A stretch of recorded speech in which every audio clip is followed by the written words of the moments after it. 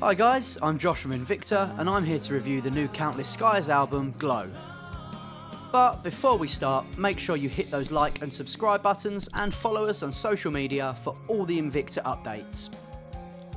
There comes a time in a band's career where they become less local and more, well, global. Reigning in from Bedfordshire, UK, the Melodeath Quartet have spanned a career of 6 years in which they have self-released an EP, debuted a full-length album New Dawn, and now, with their sophomore full-length release Glow, under American label Willowtip Records. Now, unfortunately for some bands, they can fall into what we call the sophomore syndrome and totally surpass their quality in musicianship and writing and spew out something lesser than themselves, usually under label pressure. However, with Countless Skies this is not the case, far from it. Following the release of majestically progressive single Tempest almost 2 years ago since being released, Countless Skies have set a vastly different tone for the second release Glow. The album sees the band venturing further into a progressive side of metal, still maintaining that rapid excitement of death metal with such gorgeous melodies that just make you want to cry. Especially towards the end of emotional blaster Zephyr, displaying vocalist Ross King and singer Phil Romeo, Bedfordshire's answer to Devin Townsend, in a back and forth duet really brings out the waterworks.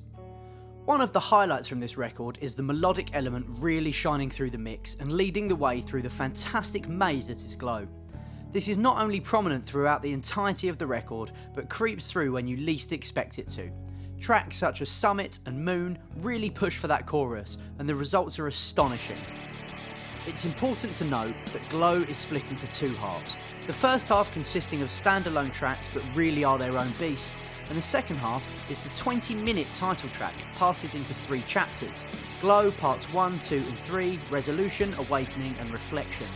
Ladies and gentlemen, this is one of those albums where it's probably best not to put it on shuffle. The sheer maturity in sound that Countless Skies have developed over the past 4 years since their last record is massive. Through the 3-part title track, the sheer musicianship from all members is really in the spotlight. Guitarist James Pratt has always possessed a unique style when playing. However, the progressive elements have almost enabled him to write some of the most evil riffs, as well as some of the most beautiful melodies in the trilogy, as well as the first half of the record. To add to development in musical journeys, the performance from drummer Nathan Robshaw is quite frankly jaw-dropping.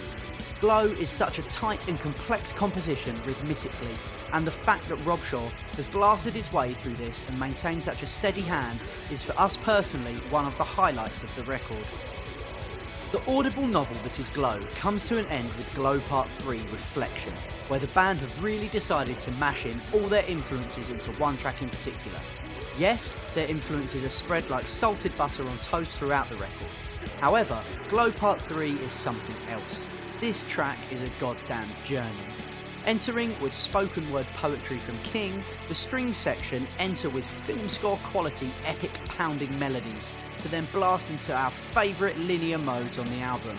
Oh yes, it's rather swashbuckling, but wait, there's more. One of the most sinister breakdowns of the year leads into Romeo showing us his pipes and the band's love of Devin massively blossoming through. To conclude, this year hasn't been that bad after all, as Countless Skies have provided us with an anthem for hope and inner reflection, let alone one of the best metal releases of the year. Glow is available now via Willowtip Records. The sheer maturity and sound that Countless Skies have developed over the past 4 years since their last record is massive.